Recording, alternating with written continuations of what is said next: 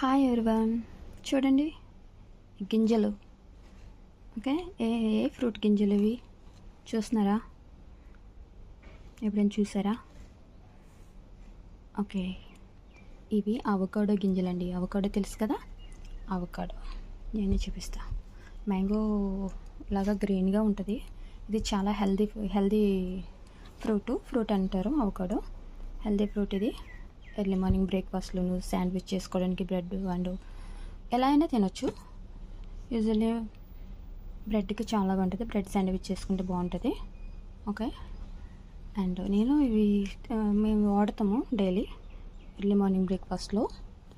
వాడిన తర్వాత నేనైతే ఈ సీడ్స్ పడాయిను. ఇవి ప్రస్తుతానికి ఇలా స్టోర్ చేశాను.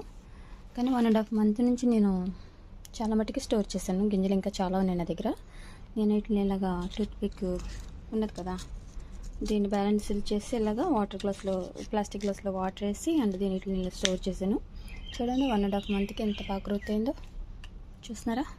చూడండి రూట్స్ ఎంత బాగా వచ్చినాయో చూస్తున్నారా? వేస్ట్ చేయకుండా తర్వాత ఇంకొంచెం గ్రోత్ అయిన తర్వాత ఇంకొంచెం ఇది బాగా అనిపించిన తర్వాత నేను మట్టిలో పెడతాను. చూస్తున్నారా? ఇది చూడండి ఎంత లెంత్ వచ్చిందో. చూస్తున్నారా?